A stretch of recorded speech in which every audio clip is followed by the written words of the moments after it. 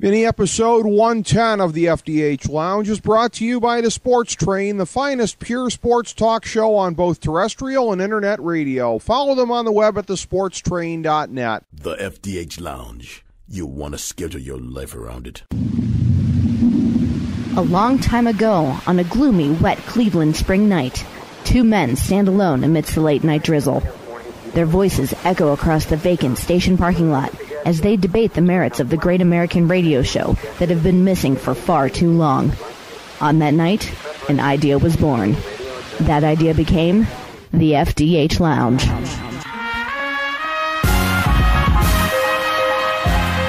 Welcome to the FDH Lounge. Okay, everyone, it is mini episode 110 of the FDH Lounge. Rick Morris and Ron Glasenapp coming at you today, talking Major League Baseball 2012 here for a season preview, a partial reunion of the old Reality Check show, which was really one of the precursors to the FDH Lounge back in the day. So good to sit down with our good friend Ron one more time and pick his brain about MLB, one of his great passions here. Ron, good to have you in, my friend. Thank you, sir.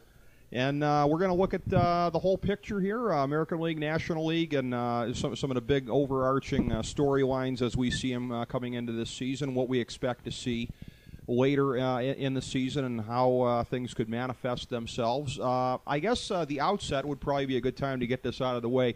Have you seen anything, as we're sitting here a week into the season, anything that yet kind of shakes any impressions you have about how things were going to go during the season? Like, oh, news, I can't go with the Boston Red Sox, or conversely, hey, the Mets are amazing again and they're going to win the pennant. Anything like that? I would never look at win-loss records in week one. Mm-hmm.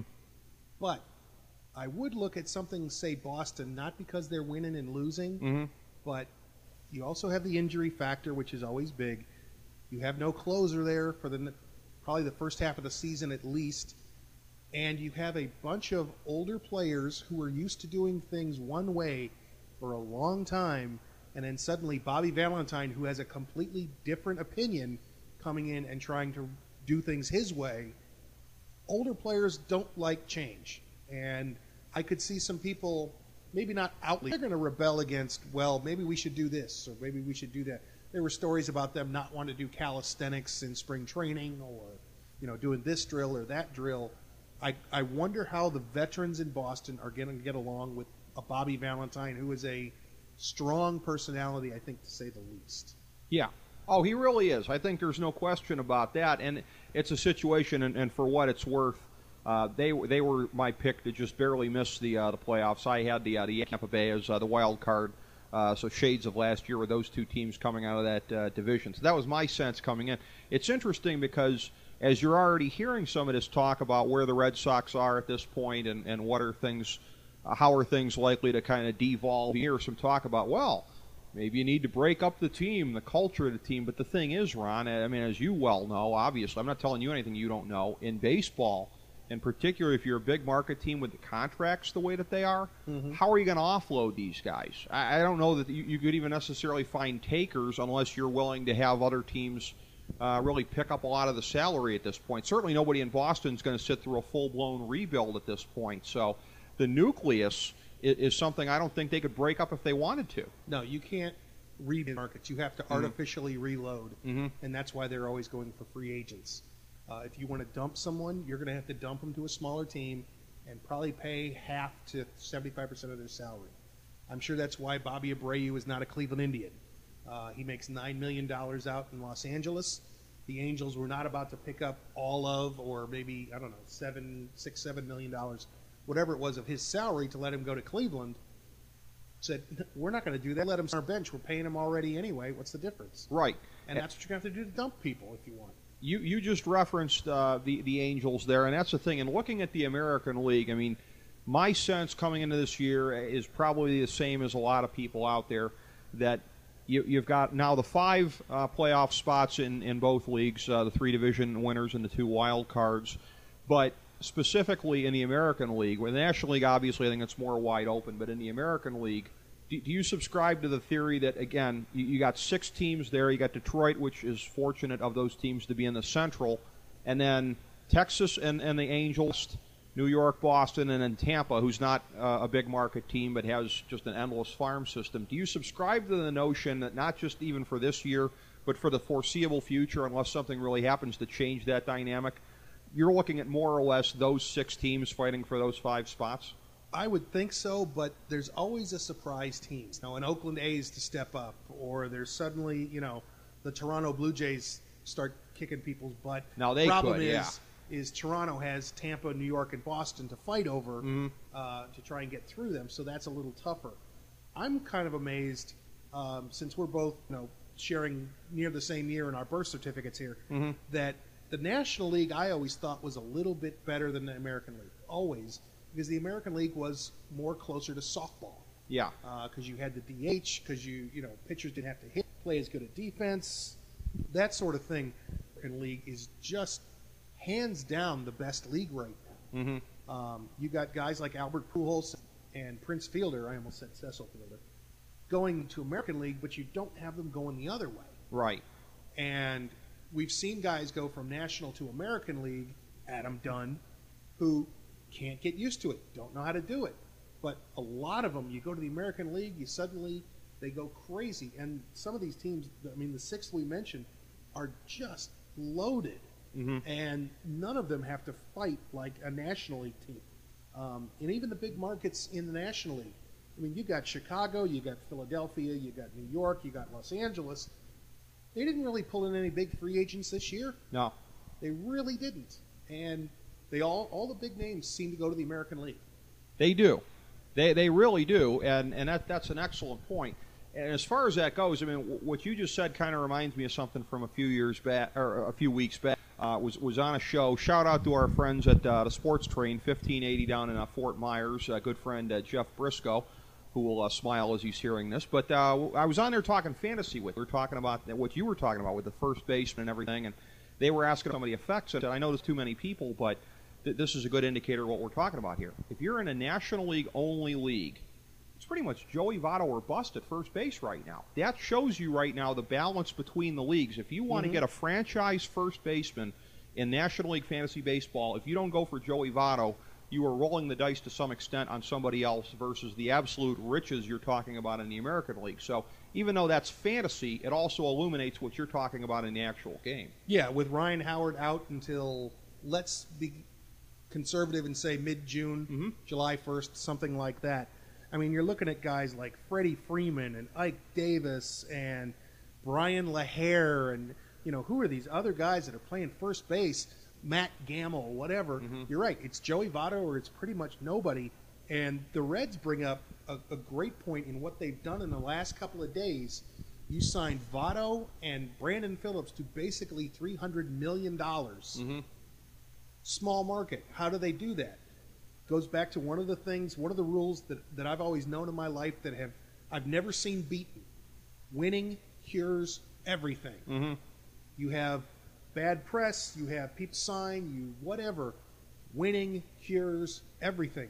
Fans come out, TV ratings go up, coverage is better, national games come in, people want you for endorsements, whatever else. Look at the teams that are perennially awful. They don't win. Nothing goes right when you don't win. And I'm amazed at how many teams maybe not do Moneyball, but figure out another way to do things, because you just can't go 25 years between good seasons or a good run. Yeah. When's the last time Kansas City had a good run? I understand, extraordinarily small market. Then you have to get it done in draft or trades. Yep. Are they getting it done in the draft or in trade? They appear to be. They appear to be, but we all know what good teams are on paper. Yeah. They're great teams on paper, but, paper doesn't win games. We all know that. Texas has finally kind of figured it out. Oakland's doing the same thing. Moneyball may need a little revamp because they may be competing, but competing and winning are two different things.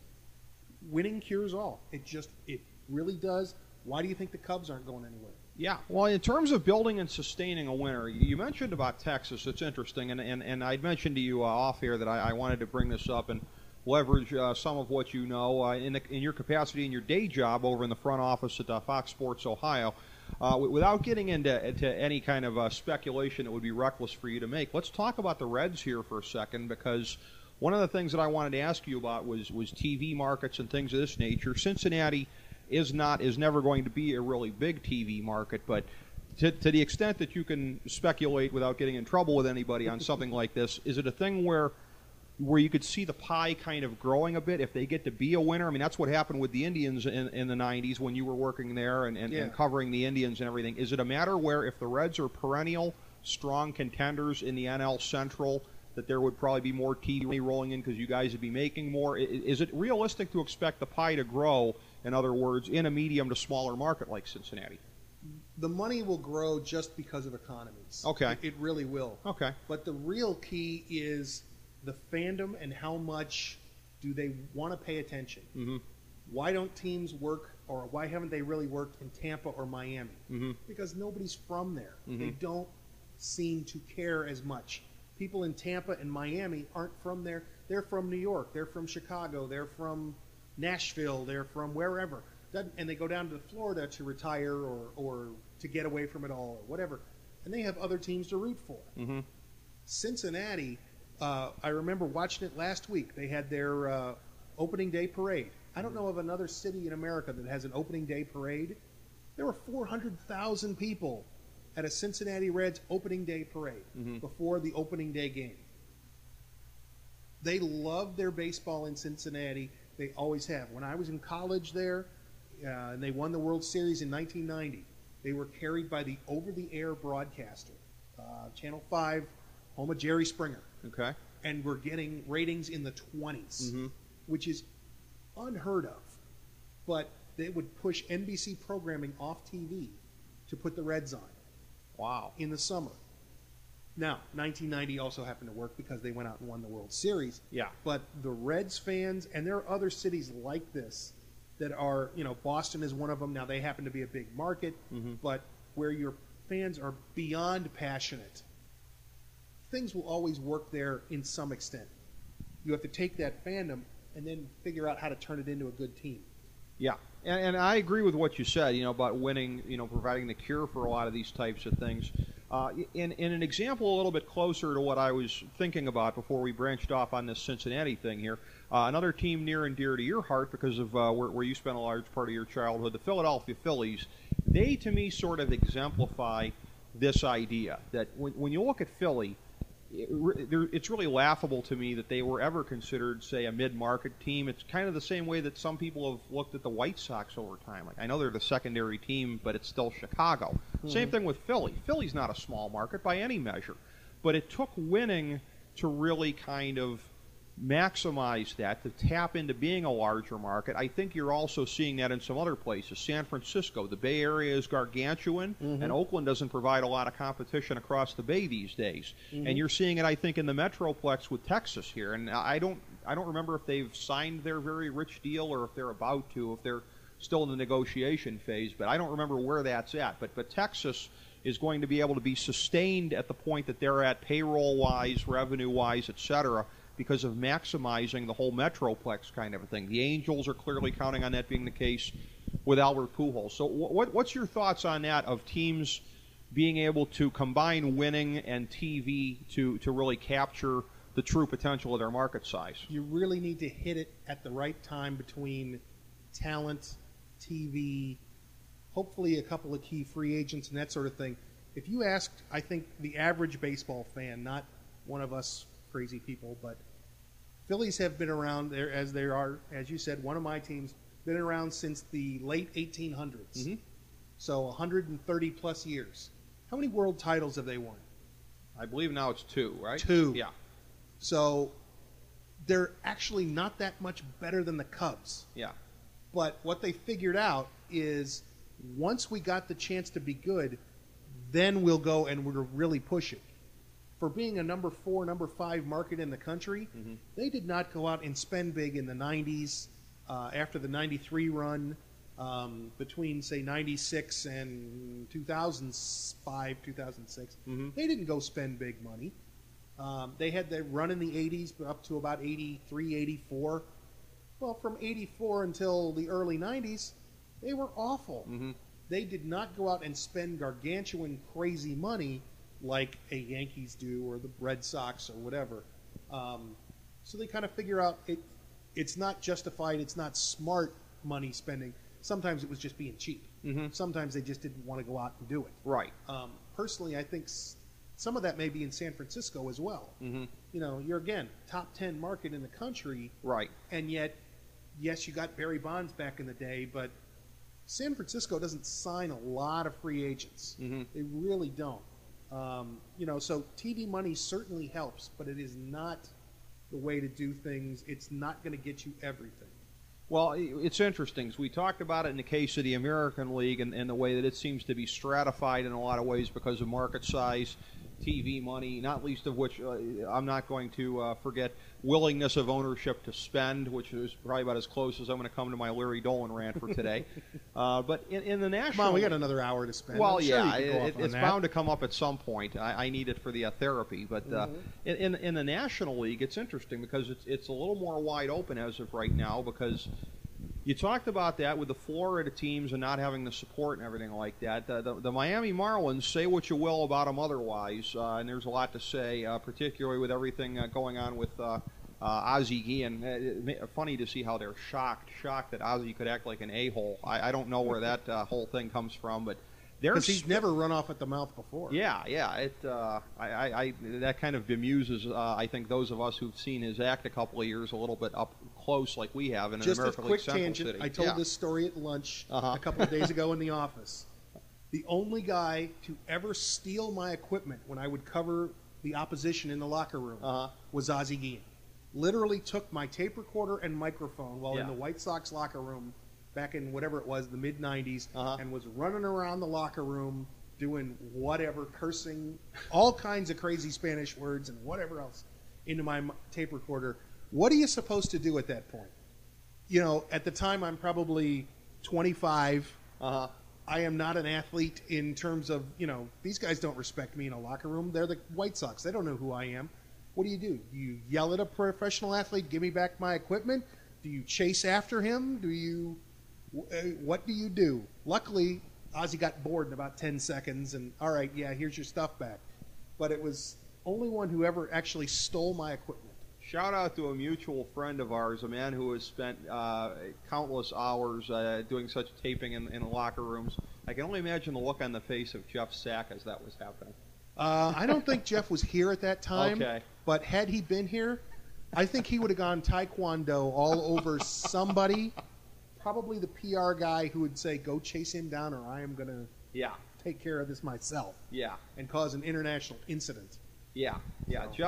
Jeff was a pro. I don't see him wanting to stand still for somebody pushing around a young guy like that. But that is a funny story. But yeah, it was just about as I was trying to give Miami credit for. Again, at least they're spending. They're trying to step up into this new park right now. Washington kind of doing the same. But that's what's interesting in the National League.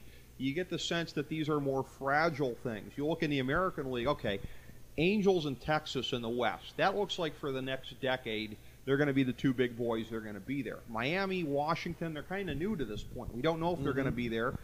St. Louis has always been just a little bit shy of the tippy-top tier in terms of spending money. But great baseball market, and you know you're going to get good TV ratings. You're going to get the endorsements. You're going to get the fans into it. And what happens? They go out and win a World Series every so often, even when you don't expect it. Right.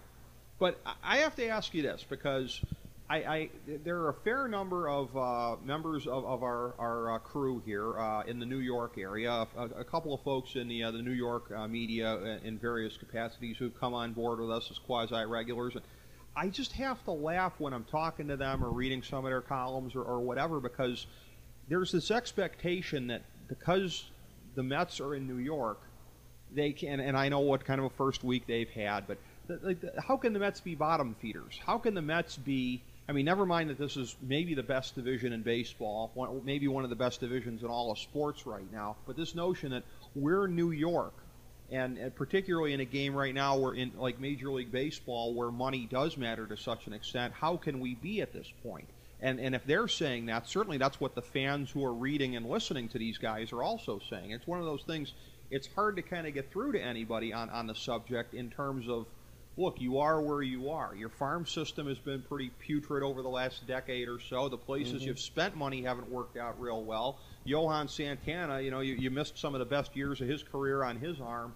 So I think it's hard for teams in bigger markets like that, particularly ones that have spent money to a certain extent, to understand how it can go sour. But you and I know that it can. Yeah, they never want to admit failure. Right. They never want to. And if they do fail, okay, well, how can we buy our way out of it? Mm-hmm. And no one, we forget. There was a time, actually, when the Yankees stunk. Right. I think it was like 66, 67 until the mid-70s. They were awful. Mm-hmm. Okay? CBS, George Steinbrenner by them.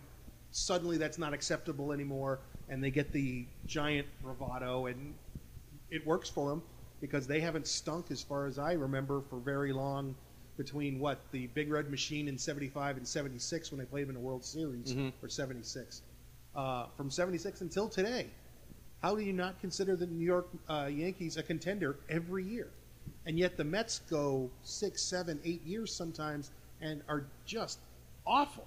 Yeah, but also when you look at the present landscape of Major League Baseball, one of the cautionary tales for teams, and I would say that it probably exemplifies the Mets over the last year, 2 or 3, I always go back to the Yankees in the 80s, back when we were growing up, and this whole thing, this is going to be the year. We can't go wrong. We just signed Steve Kemp to a fat free agent contract. They were throwing money around in the 80s, and half these guys ended up being busts, and some of them came in and produced, but there was a complete lack of chemistry in the clubhouse.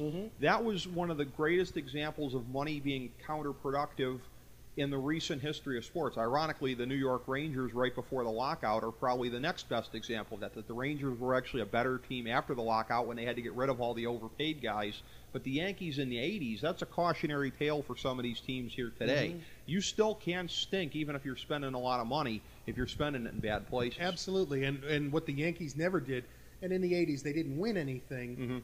They were in the World Series in 81, but they never tore it down to the studs. If you were rebuilding a house, they didn't go all the way to the studs. They might have gone to the drywall, they may have taken the wallpaper off and whatever else, but they always had what they thought was their foundation of Don Mattingly and Guidry early in the 80s, and those kind of guys that they could fill in. And, well, let's go get a Steve Sachs. Let's go get Steve Kemp. Let's go get this guy and that guy. And they would finish in the mid-whatever between, back when Toronto was in their runs and back in the East in that day you had Detroit back in the day and that sort of thing. Nobody in the big markets wants to ever rip it down. Right. And the way they can go out, what they figured out is you go get a free agent, but you still have to draft well. You still have to make some decent trades. You can't do it all one way. That's true. You just cannot. And I don't actually care what sport it is. As we sit here and you're in your Red Wings jersey, and I mocked you as I walked up because I thought hockey season was over because I want to see what the Blue Jackets do. With the second pick. Well, with the second pick, every team has to do things different ways, and if it's not working, sometimes you might have to go, what else can I do? Seattle's another one that might have to find another way to do it. Oakland might be another way to have to do it.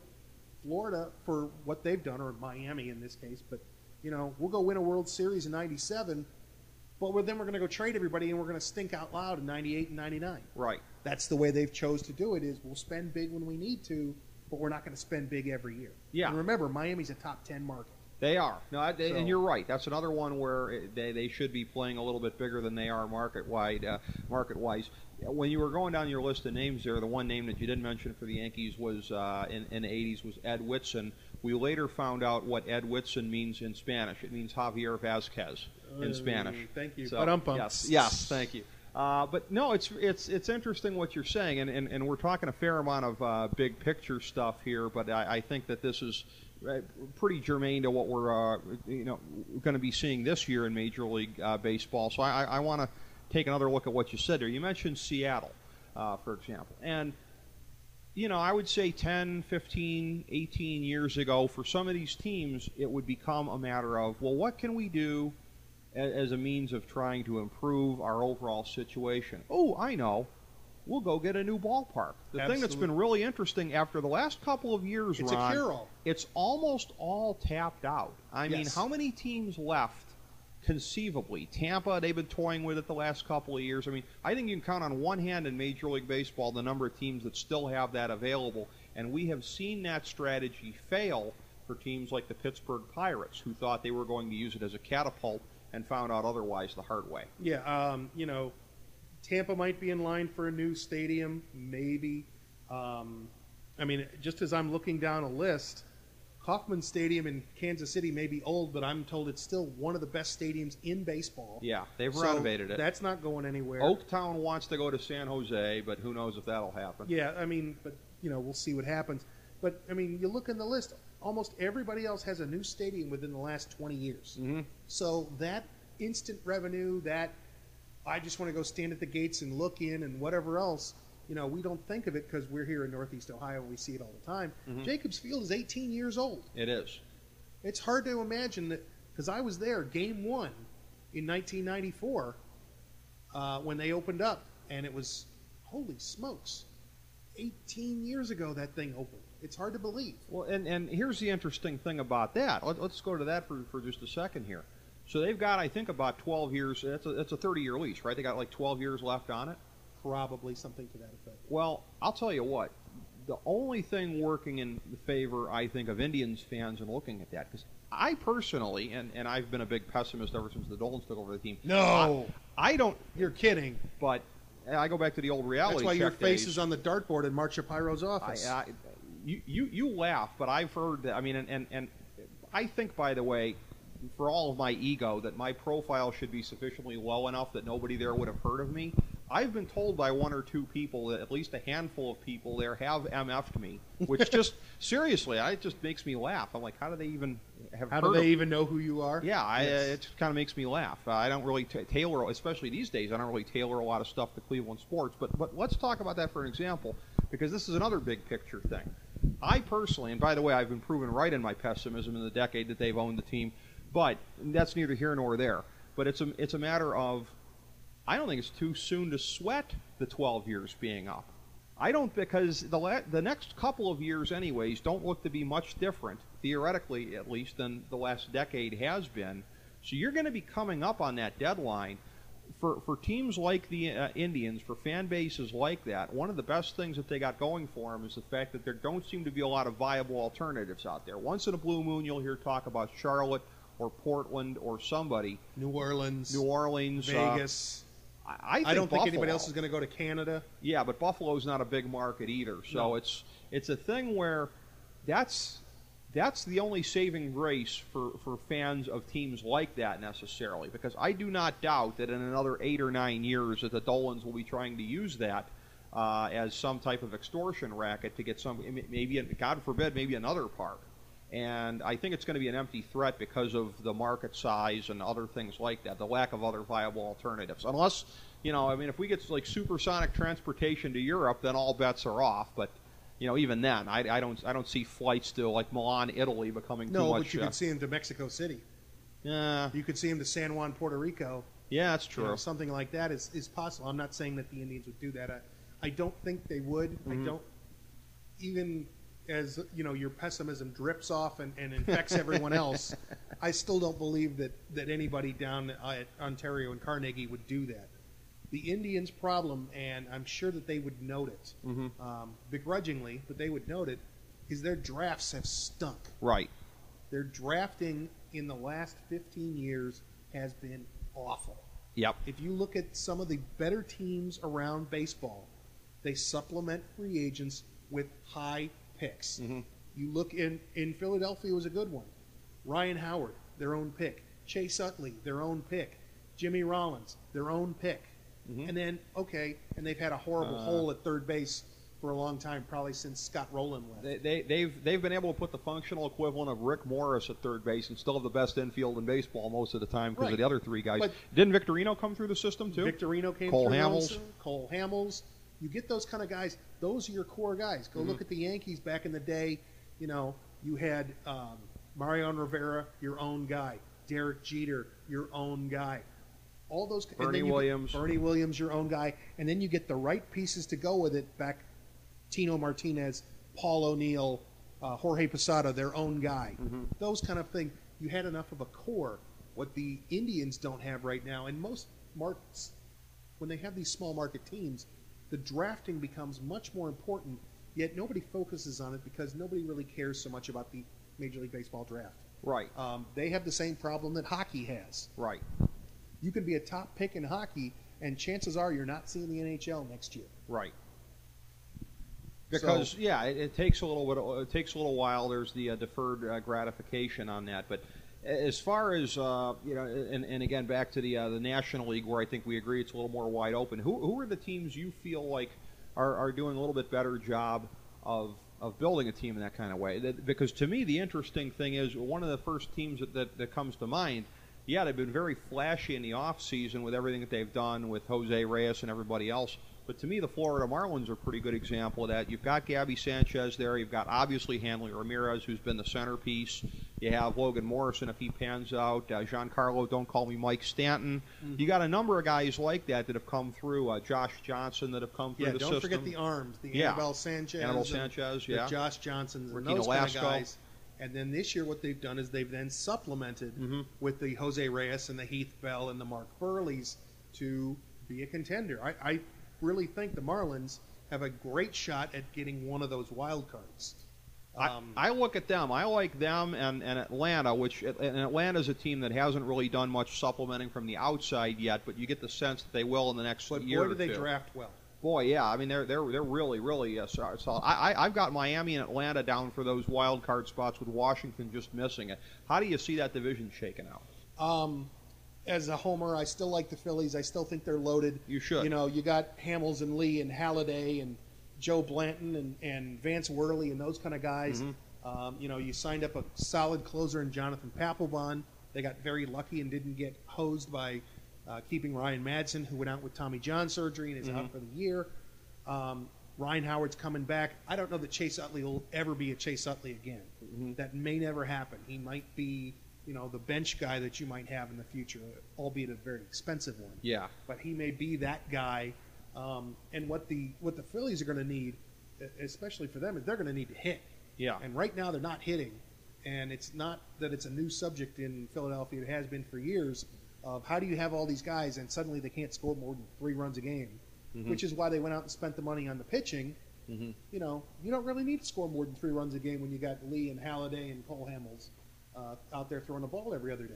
No, you really shouldn't. But one of the things, too, and it's interesting because they're pitchers that really kind of have nerves of steel, which is a very underrated thing when it comes to an ace. Something that I found to be very interesting in looking at the career of C.C. Sabathia, who you and I saw up close many years here in Cleveland, was that this is a guy who, and I was really kind of surprised when he turned it on in New York in 2009 and all through the postseason and did it because he really had the reputation of not being a good clutch pitcher, and I think it was well-deserved. I went back and I looked at his numbers in 2007 when he won the Cy Young Award. It was amazing to me how many times, and this being the Indians, of course, they came up offensively deficient a number of times, but still, he's the ace of the team. I mean, if the Indians gave him 2 runs, he would give up 3. If they gave him 1 run, he would give up 2. It is amazing the number of times that happened for him, and that's just the 1 year that I looked at. So that's really what kind of separates him in a lot of ways when you're talking about, a Roy Halladay, a Cliff Lee, guys like that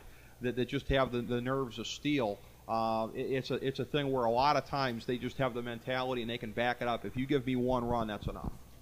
There is a huge difference, sometimes a Grand Canyon difference between a number 1 and an ace. Yes. Okay? Yes. If I say Justin Verlander is an ace, he's an ace no matter where he goes. It doesn't matter what team he's on and whatever else. Tell me who the ace is in Kansas City. Who's the opening day starter? Was it Hochevar? Yeah, they're going to call somebody a number 1 and say Bruce that they Chen. are their ace. I think Bruce Chen was the opening day starter who's on his 47th team in baseball. And as I once said about Jake Westbrook, you cannot be considered an ace if your best pitch is I hope he hits it right at somebody pitch. Yeah, yet you would say someplace like Philadelphia, like the Angels is another one. Yeah. They have multiple aces. Only one could be their number 1 guy on the team, but the guy that can stop a losing streak, that can step up when they really need it, that sort of thing. If you're out in the Angels, you got Jared Weaver, you got C.J. Wilson, Even Irvin Santana on some days. Dan Herron pushing Wilson down to be the 3, yeah. Absolutely. Well, Wilson's the best 3 in the league, probably. The Angels may have the best staff next to the Phillies in baseball, and nobody really knows about them. Well, spoiler alert, that's my World Series pick. We'll get to that as we're going a little later. That's why I see that, because I think moving through both playoff brackets, they're going to be very difficult to beat because you have to get through those pitching staffs multiple times here. But, yeah, no, I agree with you on everything with Philadelphia, and I think that you have every right to be optimistic about them going forward. What they're trying to do, you talk about this notion of rebuilding, not rebuilding, but retooling on the fly if you're a team at that level, continuing to supplement. They've had a really good farm system. Obviously, it started with the wave of guys you were talking about with Rollins and Utley and Howard, but it's continued going along to some extent. Now Dominic Brown, they're looking to him to be one of the next foundation players in Philly. And they also acquired Hunter Pence. So how do you see that shaping up? Because they're going to be more of an outfield-oriented team, I think, in the next couple of years as opposed to infield. The good teams also take what they have in the farm system and make that trade for Hunter Pence. Yep. And get what they need now. And for lack of a better word, let somebody else worry about the prospects that they're getting. Houston can sit there and say, we're waiting on Jonathan Singleton. He's going to be a great first baseman. Maybe. When? We all know we're all in deep fantasy leagues that play with minor leaguers and that sort of thing. If half of them hit, you should be jumping for joy. Right. So if you make a trade of one great guy for 4 minor leaguers, chances are 2 of those guys aren't going to make the major leagues. Yeah. I think that's a pretty safe bet. If you looked at the Indians deals that they would make with a Cliff Lee or a Victor Martinez, for every Justin Masterson, you got a who's the guy the Phillies got traded here? Not Lou Marson? No. Jason Knapp. Jason Knapp. Okay. Who has not done anything for the Indians. Who was an 18-year-old with a suspect arm when they acquired him. Right. So, for every Carlos Carrasco, you get another player that might be good and might not be good. So when you make those kind of deals, you're hoping to hit on one minor leaguer that turns out to be really good. The good teams get that. Matter of fact, as if we look in the other teams in the National League, the Reds made a deal like that this year where they picked up Matt Latos or Latos, whatever. Yeah. Opposing batters are Latos intolerant. Yes. So you traded away like a Yonder Alonso and a bunch of other young guys. Who didn't have a position anyways there. Right. Yeah. Grandal was another one as another catcher. They had 2 stud catchers in their farm system with Grandal and Mesoraco. So they could afford to try and make that deal and supplement that pitching. The NL Central, man, talk about throwing sticks in the air and who's going to win that. You like to think you know what you're talking about, but, some team could step up, get on a hot streak. You could easily win, I think, that division with less than 90 wins. Oh, clearly. Yeah, clearly. I'd be surprised if anybody in that division won. And it's interesting that over time, for as much as people were writing off St. Louis, and they weren't my pick to win the division, my pick was Cincinnati, and I'm going to stick with them even with the potential upheaval in the bullpen. But you've seen St. Louis edge back towards people's consciousness as time's gone along, as they've done their best to kind of regroup without Albert Pujols. There are even some folks looking at the vulnerabilities of the division, thinking that Milwaukee may not be dead and buried, not least of which because, again, they got a 1-2-3 boom, boom, boom that's one of the better ones in the National League with the rotation there. So it's interesting that teams that have flaws that would pretty much rule them out in just about any division in the American League, in the National League Central, it's perfect because you're dealing with other flawed entities. Yeah, and you can point out the flaws in the NL Central that every team has. Every one of them's got a hole or two in their lineup or in their bullpen or in their rotation.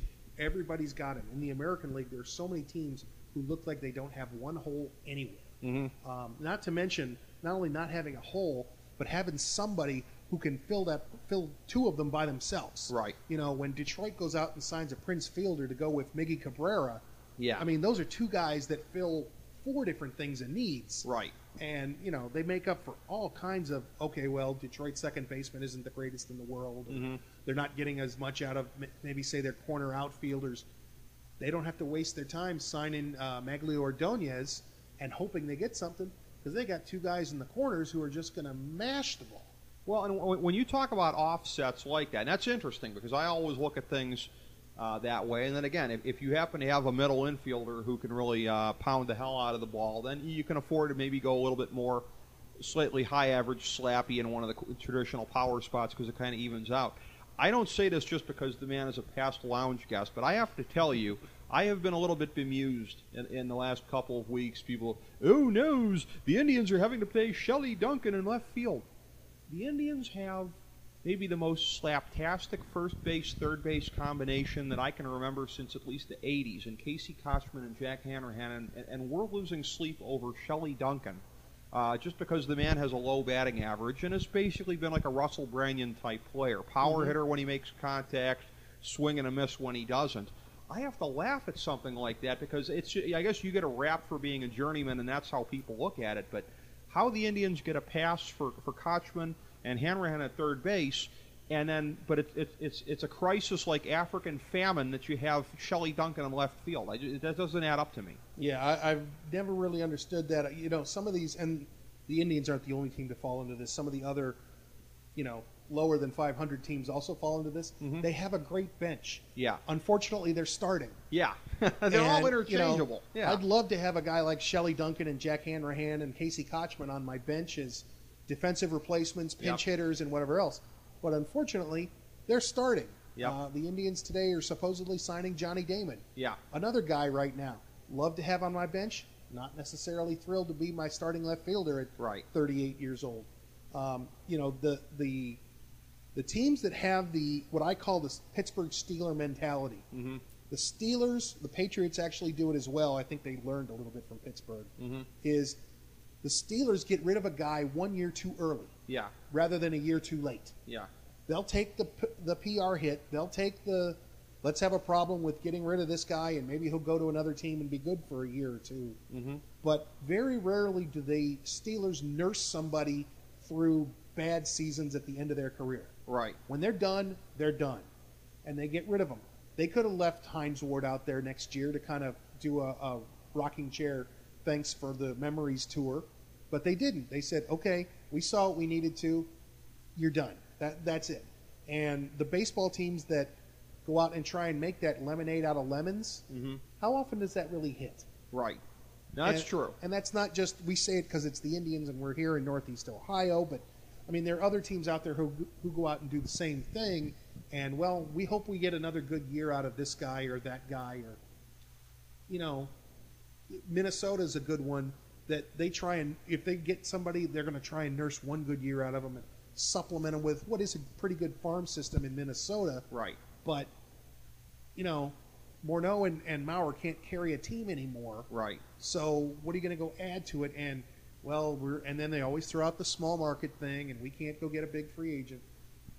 As we've said, and you've heard it several times, just spending the money isn't enough. Right. You have to do all three things. You have to scout, you have to make trades, and you have to sign the right people at the right time. You do. All these things are critical elements, but when you're talking about teams that have the capacity to be able to grow in market size, the division we haven't talked about as much in the National League is the West. And I don't know that you're going to see this be the case as much this year, although you did see the San Francisco Giants stepping up, signing Matt Cain. The question still lingering is whether they will do the same with Tim Lincecum. For the Giants, different story, though, to re-sign your own guys versus signing someone else. True. And they haven't really stepped story. up to do so. You're absolutely right. They haven't stepped up to do something like that. They've at least gone, I give them a modicum of credit for going the expensive rental route as they did with Carlos Beltran last year. That was a real kind of roll the dice type deal, the likes of which they hadn't made previously that much.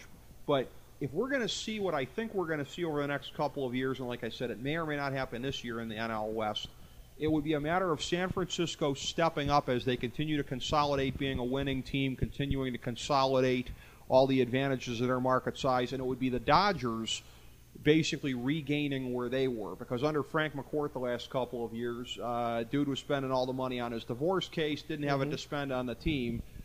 This billion-dollar conglomerate that Magic Johnson is hooked up with, it's the owners of the team, notwithstanding him being the front man. I see a dynamic with the Dodgers and the Giants the next couple of years. I think it's going to be very similar to what we're already seeing with the Angels and with the Rangers in the American League West, because I think it's going to be a situation of neither franchise, especially given their historic rivalry going back many, many decades, their Angels and Rangers don't have that. Yeah, but this historic hatred between the two, and hatred, you might say, Rick, is that too strong of a term? I don't know. That's the fan who got beat up outside the Dodger Stadium. Thank you. Just about to say, when a dude's getting bashed in the head for wearing the wrong jersey, I don't think it is too strong. You and I were thinking the same thing there.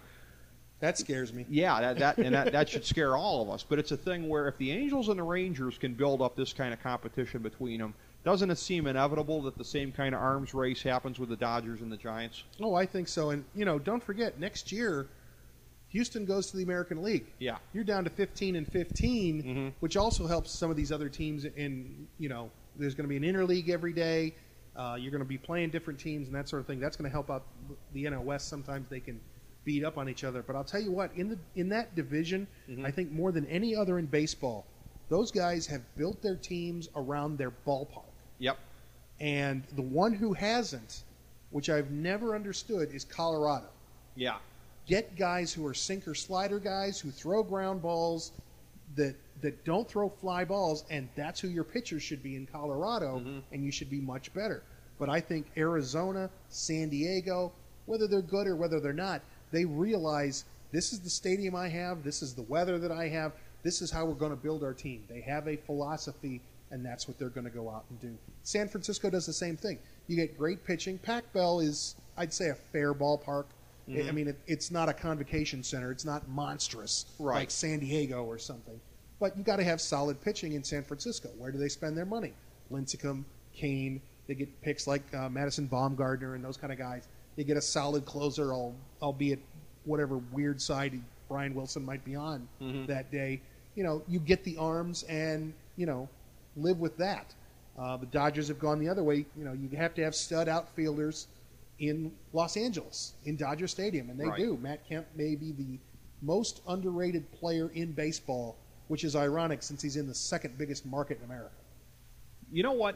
And I want to get back to that. You raised a very interesting point. I want to get back to that in a second, but I want to first ask you a follow-up about San Diego, because I look at that, and they're tailoring the team to their part, and yeah, they should, because if they were trying to build a squad of bombers, then they would win about 40 games because it would all be warning track power, and their pitching would suck. Same would go in Seattle. You can't hit out in Seattle. Right. So you don't get a bunch of bombers in Seattle out at Safeco. It just doesn't work.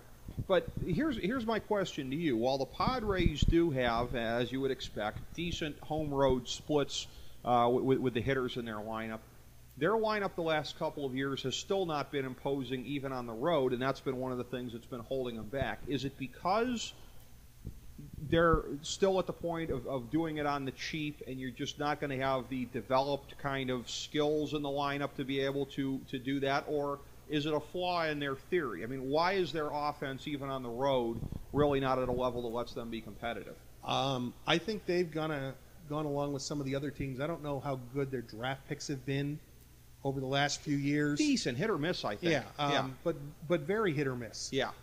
I don't think many of their trades have really worked that they've done. What did you really get for Jake Peavy? Good point. Jake Peavy, one of the best pitchers in the National League, obviously before he hurt his arm as well. But when he got traded to Chicago or, went to Chicago, what did you get for him? Right. Not a whole lot. There were San Diego, when they were good back in the days, you think of Ozzie Guillen and Gary Templeton and those kind of guys. They weren't big bombers and whatever else. They were out and played the game the right way. Right. And if you don't have big bombers and you don't play in a bandbox, you have to play the game the right way. Yeah. And then you can bring up a whole other question today about whether today's players play the game the right way or not. Yeah. That's another question, but no, that's a very good point on your part. What I said I wanted to follow up on with you about Matt Kemp, because that's another thing that goes to a recent conversation with our friends from the sports train down in Fort Myers here. We were talking a little bit about that. I put my theory to the test after I talked to them when I went home and I asked my dad a couple questions, because I used him as my personal focus group on this. Because my dad is the typical guy who, he's not a big baseball fan at all, but back in he could tell you a couple of years ago, he knew who Greg Maddux was, Ken Griffey Jr., Barry Bonds, Sammy Sosa. These guys he knew. Sure. And in our conversation on the Sports Train show, they had asked me the question about Matt Kemp, Clayton Kershaw. How can these guys be obscure like that? My theory is, I think MLB is doing a horrible job of marketing guys. Because I said to them, if somebody that's not a hardcore baseball fan knows Matt Kemp, it's probably more so because of his association or past association with Rihanna than anything else. Because Kemp, MVP player, Kershaw, Cy Young Award winner, baseball, they're doing a horrific job, aren't they, Ron? The players of this generation, the best players of today, you go to somebody like my dad, who's the perfect focus group. I mean, I even asked him, and he said, I haven't heard of these guys. What the hell's wrong with baseball? How are they not penetrating outside the baseball ghetto in the last couple of years? Because they were doing it pretty good in the 90s into the zeros. Anybody on the West Coast faces the time difference problem. Okay. That a lot of your media is based in the East Coast, whether it be New York or the great mothership up in Connecticut or whatever else. You're going to fight I'm not watching a baseball game at 10:30 to see the Dodgers and the Giants play when I'm living in Pittsburgh. Okay, but I don't think my dad knows who, like, Jacoby Ellsbury is. I don't think baseball anywhere is getting these guys over, Ron. No, but I think in baseball, they don't market the players as much as they do the teams. Okay. Okay? There are other... If you're doing a basketball game and the Cavaliers are playing the Indiana Pacers as they did last night, in a normal game without injuries and whatever, it's not the Cavs versus the Pacers. It's Kyrie Irving versus Danny Granger. Okay. That's who it is. But if it's the Red Sox and the Yankees, nobody ever says it was Derek Jeter versus Nomar Garciaparra back in the day. Right. Or they didn't say when they were playing Texas, it was Jeter versus A-Rod. It was Yankees Rangers. It was Dodgers Giants. It was pick it, White Sox Indians, etc. Whatever's going on right now. And there's so many players. It's kind of like football as well, in that there's so many players. It's hard to pick out one or the other. Right. In basketball, in hockey, usually you have 1, 2, maybe 3 guys a team, and that's all you have to focus on. It's hard for anybody to name all 5 guys who start for the Miami Heat. So is it just that baseball's had such a turnover the last couple of years, and that maybe if we give it another 2, 3, 4 years, people like my dad will have heard of Matt Kemp? Is it just where we are in the cycle? Because 10 years ago, Ron, they were doing a good job of it. You named Nomar, you named Jeter and everything like that. I can't think of who the last player to come into the game was who's really known to the mainstream. I mean, do you think it's just where we are in the cycle of where all these guys are collectively? Well, and that's part of it. If you turned on a sports talk radio station today, what did you hear about? Well, did you hear about the hockey playoffs today? No. Did you hear live about in Cleveland? Certainly not. Well, but did you hear about, even if you turn on ESPN radio today? Well, they boycott hockey. Okay, so that's well, not a good... but did you hear about them, the tight race in the NBA playoffs? Did you hear about the opening week and what's going on? Or did you hear endless talk about the NFL? Well, and Bobby Petrino also. Well, yeah. but that's a story that'll go away in 3 days. Right. Okay? And it'll stop being a national story. Right. But hey, let's do an off-season preview of what's going to happen for the Jacksonville Jaguars. Which I find sickening. Yes. And part of it is, and as much as we love baseball and we'll watch it as I'm sitting here watching the Phillies and Washington over here on the monitor, is the incessant and free PR that the NFL will get. And constant they have their own. Everybody else followed the NFL's example of making their own network. Yeah. Now all 4 big channels, or all 4 big sports, have their own network. I don't doubt that NASCAR will have its own network here at some point, as they're probably the number 5, fighting hockey for number 4, depending on where you are in the country. They have that free PR, and that's why people know the NFL players. But ultimately, they know the stars. They know who's making the difference and that sort of thing. And again, we go back to what I said in the beginning. Winning helps. Yeah. Why didn't anybody know Matt Kemp? Because the Dodgers haven't been very good. Okay. Who's been winning the West? The Arizona Diamondbacks, San Francisco, that sort of thing. That's why nobody knows Matt Kemp, not to mention Andre Ethier. Right. Okay? But tell me who the Dodgers were in the 70s, and you can do the whole infield of Garvey, Lopes, Bill Russell, and Ron Say, plus Dusty Baker and Reggie Smith and whoever else. Right. Okay, you can do that. You can do it in Los Angeles, but you have to win. But like after the Giants won the World Series, isn't like Tim Lincecum the kind of guy that you would assume could become a celebrity?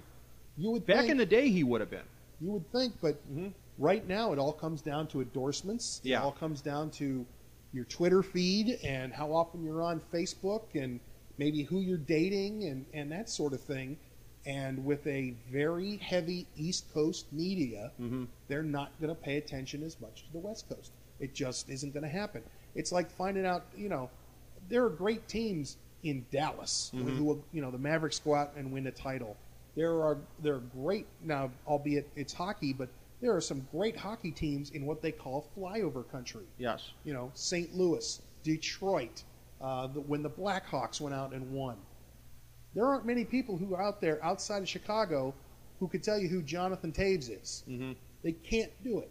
They wouldn't know who it is. Right. Okay? I guarantee most of them can't tell you one guy who plays for the St. Louis Blues right now. Right. It just isn't going to happen. Not just because it's hockey.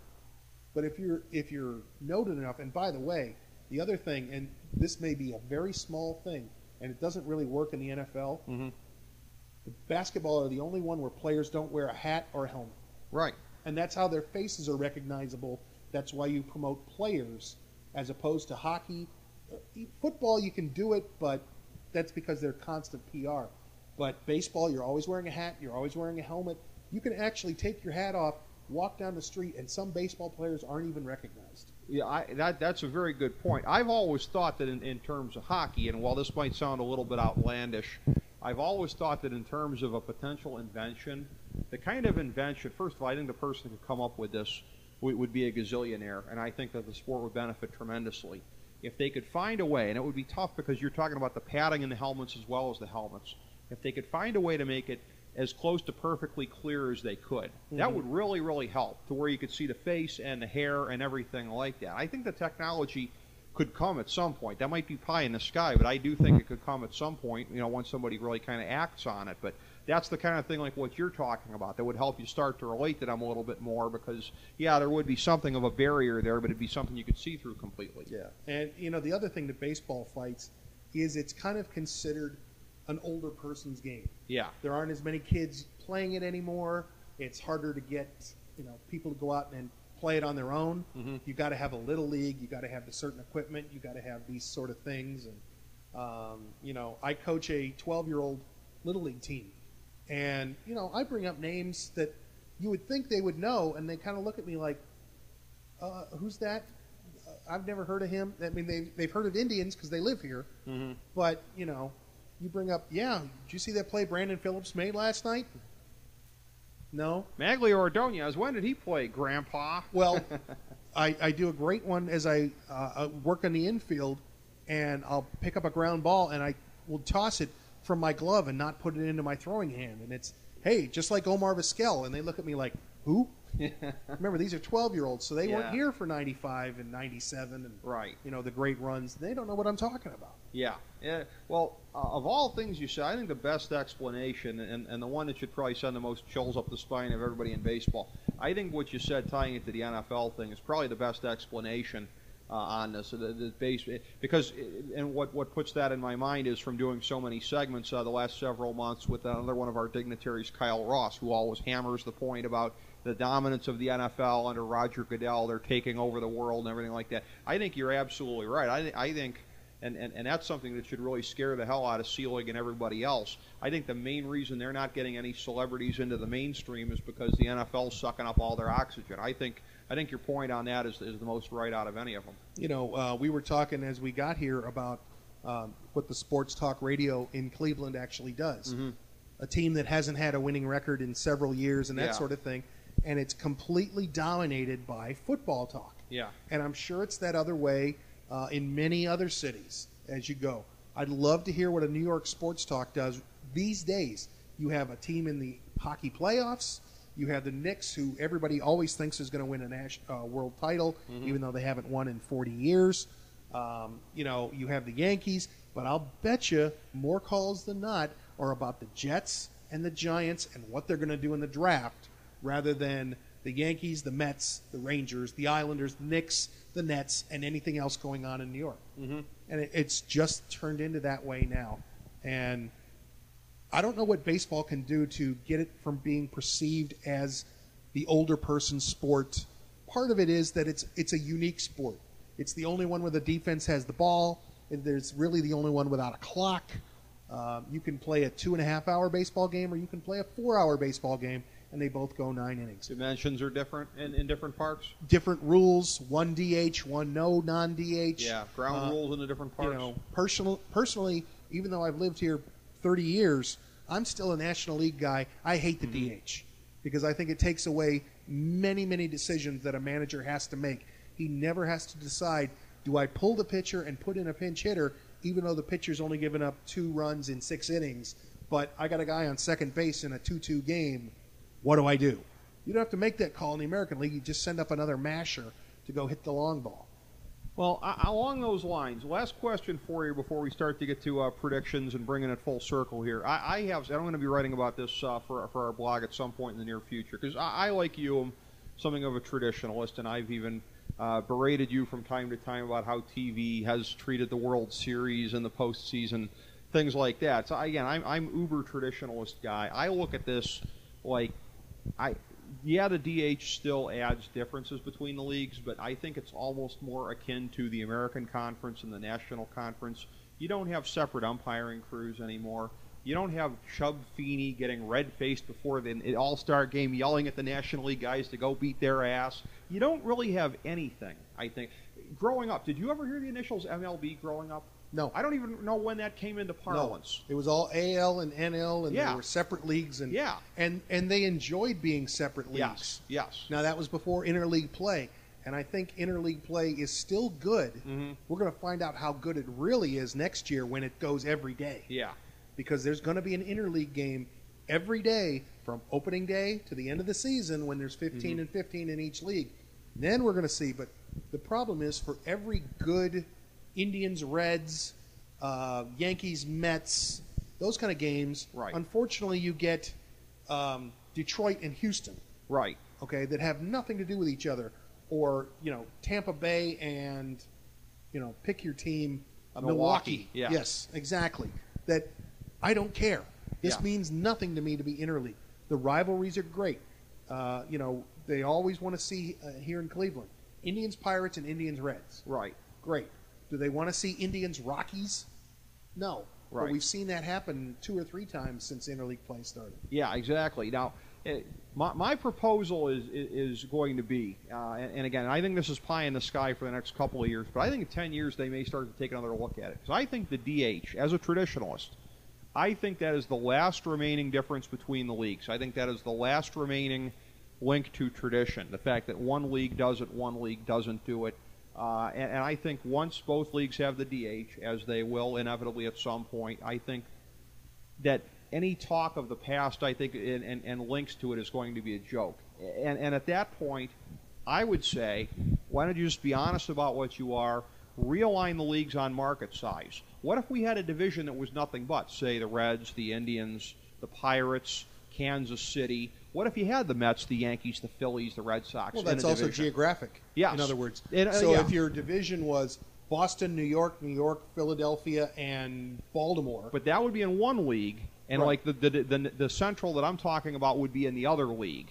Mm-hmm. And what do you think about something like that and the feasibility of that as a means towards, again, providing some sort of leveling that otherwise will never be there between the different market sizes? I think I smell burned apple pie over in the oven for your pie in the sky. Okay. I don't think it has a chance of happening. Even in 10 years?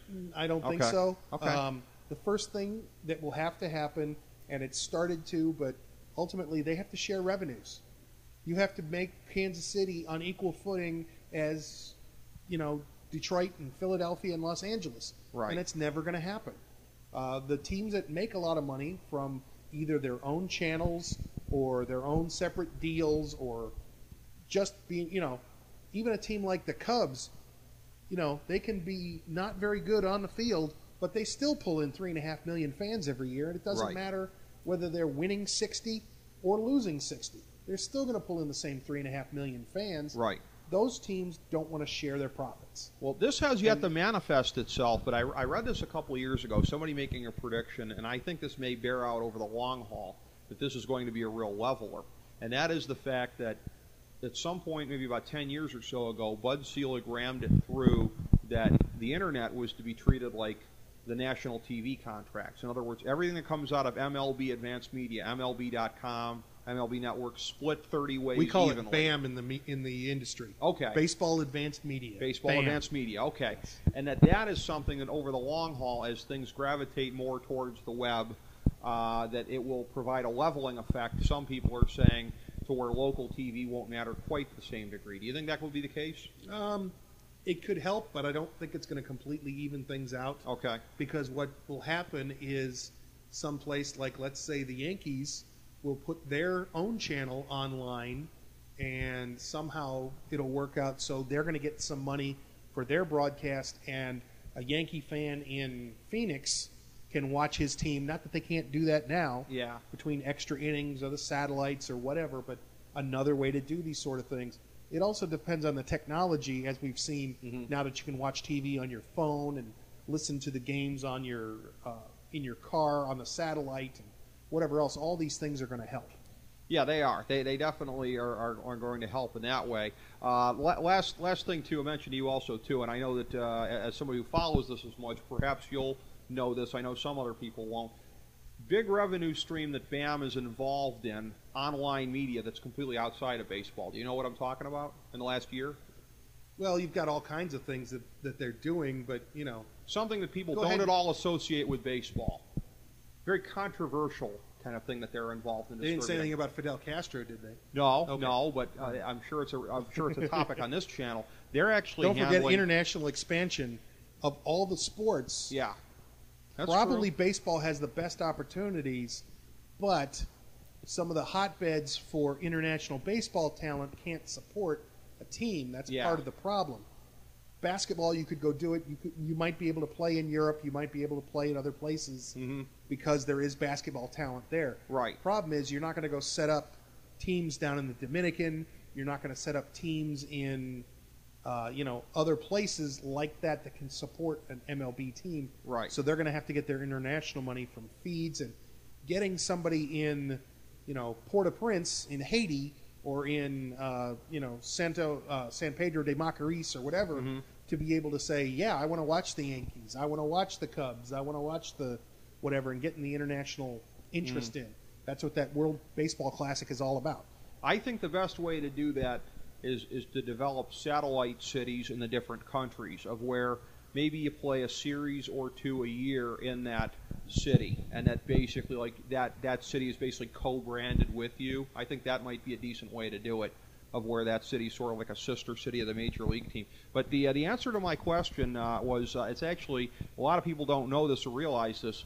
MLB, and they're going to make a lot of money off this. I think they probably have already off the subscriptions. They distribute Glenn Beck's online channel. Glenn Beck TV is actually handled through the MLB Advanced Media thing, which, that's certainly not anything that people would readily associate with Major League Baseball, but they decided to make that deal, and they're probably already profiting from it at this point. They have to be because of the subscription fees that it has raised to this point. Picks for the year, I'm not going to necessarily put you on the spot. Feel free if you want to make any picks. Mine were in the American League. I think it was Yankees, Tigers, Rangers as the division winners. In the National League, Phillies, Reds, Giants, with Atlanta and Florida as the wild cards in the National League. And in the American League, Tampa and the Angels. Notwithstanding the Angels having to play a play-in game, they're actually my pick to come out of the American League because of what we talked about with the rotations, the fact that it's hard to find a weakness in a series the way that they're stacked up. I've got Phillies over Angels in the World Series. I'm not going to argue too much with that pick, as you can see the Philly memorabilia around my house and whatever. I'm not going to disagree with that. I would tell you there are some other teams you might keep an eye on. Okay. I would keep an eye on, especially in that National League East, on a team like Atlanta, who can just somehow go out under the radar, and suddenly in July they make a big deal. They get somebody that'll help them, and they make a run toward the end. Central Division, I will never count out the St. Louis Cardinals. No, you can't. Especially with their pitching. And I like Arizona as well. They have potential along with their pitching, and I think a pretty good home field advantage at, what is it, Chase Field. I'm so I think used to that's saying, it now, yeah. I'm so used to saying the Bob and Bank One ballpark, but obviously Chase Field. San Francisco's another one with their pitching. I think the National League definitely is much more up for grabs. The American League, I mean, we said they got 6 teams for 5 spots, and unfortunately, it's either going to be Tampa Bay or Boston who's going to lose out on that spot. And if it's Boston, there's going to be hell to pay. Yeah. And I almost can't wait to see it if it happens. After the kind of year, that they've had the last 6 to 9 months anyway since the collapse. Last question to ask you, since we're talking about Tampa Bay here, and something that was raised to me yesterday by another member of our crew, Steve Callis. He and I talking off air about this. He is of the belief that Tampa Bay, Joe Madden, what they're doing with this shift, that this could be a thing, that their incorporation of these fielding statistics in there, that this could be almost a revolutionary kind of a thing as we continue to move along. Obviously, it's played a big role in the start that they've had in a couple of the games here, but the ability through these graphs and through these things that you and I as hardcore baseball fans see on the internet, the actual application of it in terms of, okay, let's move our shortstop over here towards this piece of gravel, specifically here on the grass, because the computer says the odds are if he hits the ball on the left side, it's going to be right in this vicinity here. Working in the sophistication, the increasing sophistication of these predictability models, do you think that that's going to be something that's going to be huge? I think it's going to be something that would fly for a little while, much like, say, a wildcat in the NFL, or whether I want to play with a point forward in basketball or whatever. It's something that'll probably be around for a couple of years, and then people will make the adjustments. If you had players with a little bit better fundamentals who could hit the ball to the opposite field or lay down a bunt every so often if they had to, you don't have those dramatic shifts.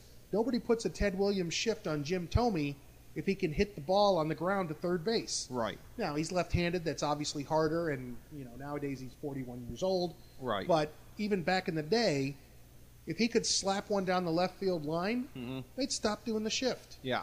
I'm not saying a guy with 600-plus career home runs should be bunting, and he actually has pretty decent power to the opposite field out to left field. That's why the outfielders don't shift. Right. But hitting that ground ball to the left side for a left-handed hitter or to the right side for a right-handed hitter, if they could do that, then these shifts don't happen. But there will be, as more statistics come out, I mean, you and I are both sitting here with computers in front of us and can look up anything in the world. Yep. I wouldn't doubt that Joe Madden has an iPad sitting in the dugout somewhere who can look up the fielding percentage and the spray pattern of where everybody hits the ball and says, all right, I'm moving my left fielder this way. Actually, frankly, as they do the shift, I love the fact when they take the third baseman and put him up the middle rather than the shortstop and let the shortstop play its natural position just to keep him where it's supposed to be. Yeah. That's a great idea. I love that. That really, really is. So you're saying you think that there will be, in the medium term to longer term, countervailing kind of things of like teams like, okay, the book's out on us, the spray patterns show that our guys are doing this, we must train them to spray the ball more evenly across the field. Make them pay for what they're doing to try and defense you. Interesting. Okay? Whether it's running more, whether it's stealing more, whether it's laying down bunts, we're seeing it now out of the steroid era where we have seen home runs go down for several years in a row, that there are teams who are learning they're not just station-to-station teams. They have to go first to third. They may have to lay down a bunt, or if nothing else, you have to have a productive at-bat. Yeah. If you get a guy on second base, you have to move him to third. It doesn't matter how you do it. Bunt, ground ball, fly, whatever you have to do, you have to get him to third base as opposed to just going up and trying to hit the 3-run home run. Right. And you can't do that anymore. Well, I mean, that's what sports are all about, I guess. Adjustments, counter adjustments in our almost decade on and off together of tracing this behind the mics here, Ron. We've seen this, and I know that we'll see many different cycles of adjustments and counter adjustments in the time to come. So great breaking down the season of baseball with you here. I look forward to a great 2012. Thank you very much, my friend. Thank you.